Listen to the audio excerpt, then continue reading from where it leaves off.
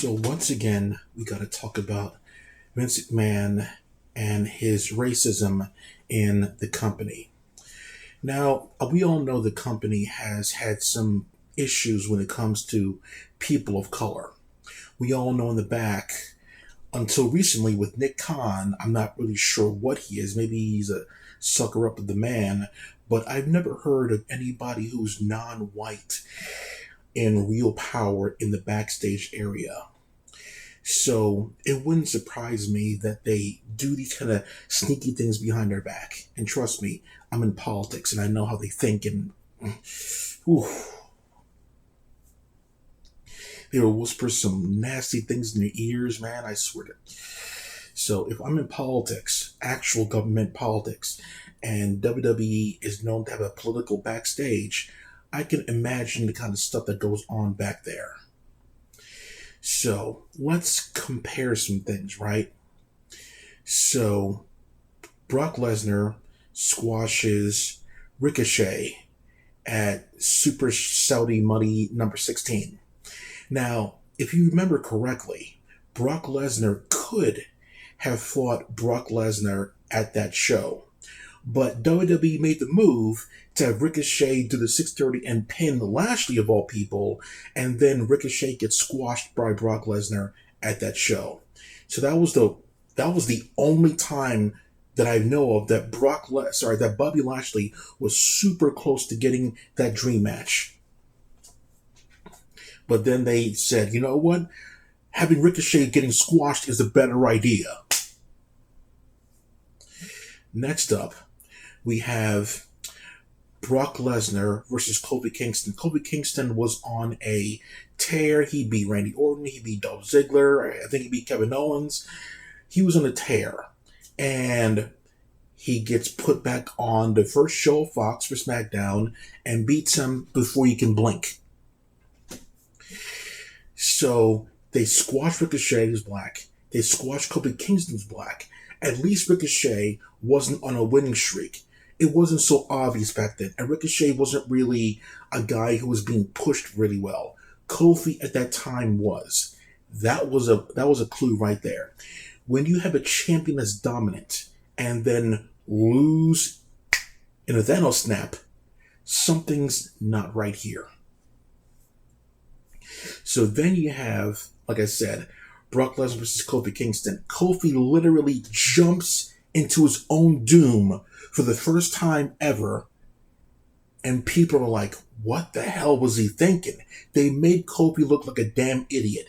And to put a cherry on top of that sundae, Kofi just completely ignored it like it's not a big deal, as if he was told to do so and you better not say anything or else. Politics. So let's fast forward a little bit there. Now, Brock Lesnar versus Kofi Kingston a couple of months ago. Kofi Kingston challenged Bobby Lashley, and Bobby Lashley said, okay, sure, whatever. Lashley squashed Kofi in that match.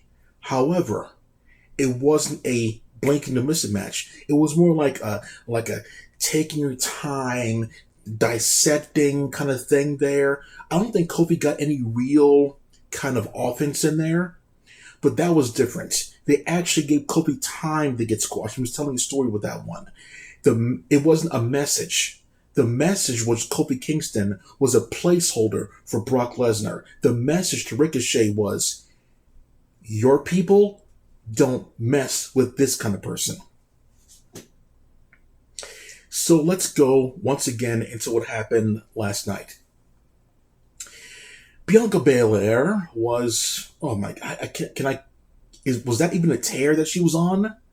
She beat Sasha once. She beat Carmella a billion times. She beat Zelina Vega, whatever, who was on a losing streak anyway. She didn't really have anything going for her.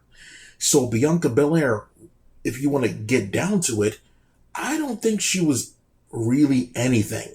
And that's not necessarily her fault. That's the company not giving her legitimate opponents. Where was Liv Morgan this whole time? After Money in the Bank, when everybody else lost but Nikki Ash, she just vanished. Where's Tony Storm in the title picture? Where's Tegan Knox title picture? Where's Shotzi Blackheart or somebody else? Why couldn't one of the tag team champions like Natalya or Tamina also challenge Bianca Belair to try to get two titles? Why couldn't they do that? Why did it have to be Carmella and a little bit of Zelina Vega every single week for Bianca? It was like the only people it was like the only two girls in the company. It was mind-boggling to me. So Bianca was definitely not pushed as a strong champion at all. She kept on losing, like basically Fuerte del Sol level people, Anthony Bowens types, like not really winners, paper champion. So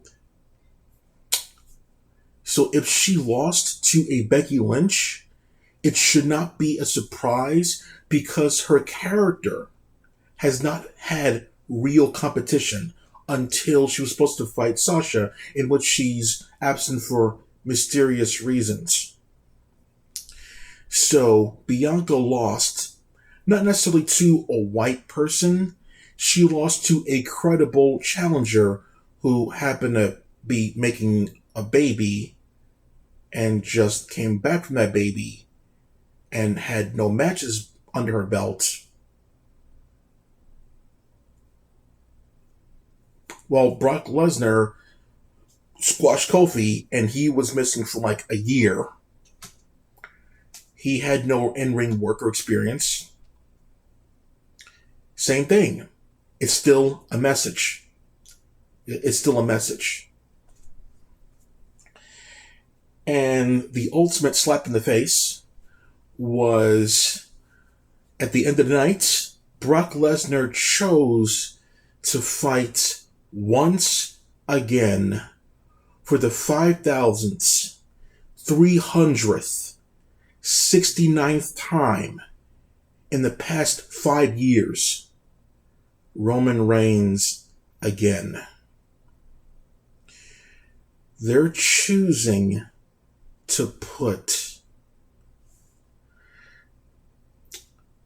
box office draws. I understand that part. I'm not stupid. But Jesus, millennial Christ,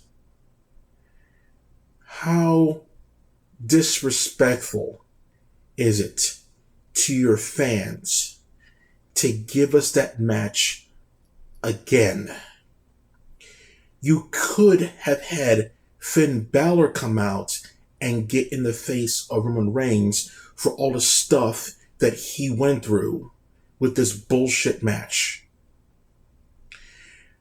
It could have been that into a next door with Finn Balor, and then it could have been Finn Balor maybe goes into a demon place and gets stronger to fight Roman, and then Roman beats the demon for the first time on the main stage.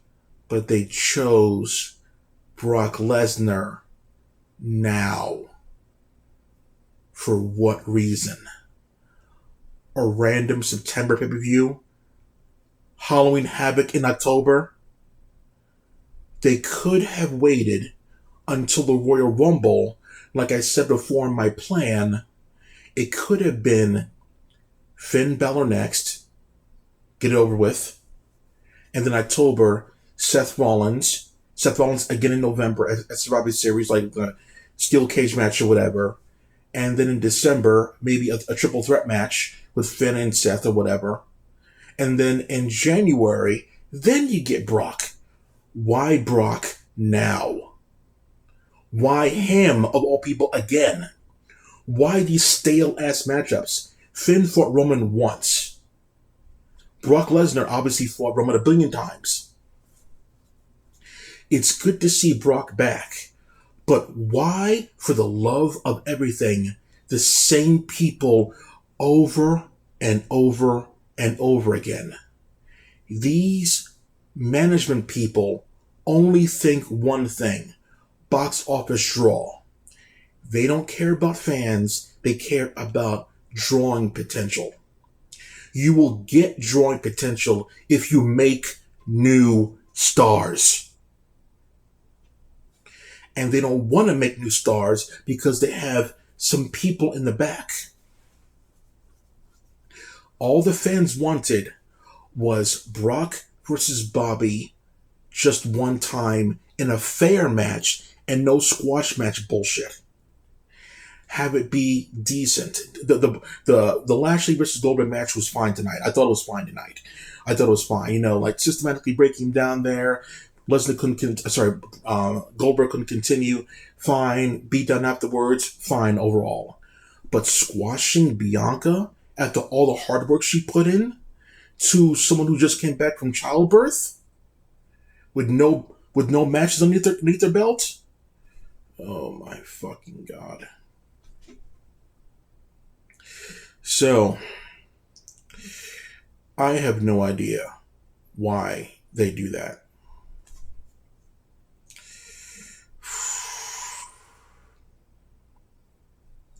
Anyone in the comments, let me know.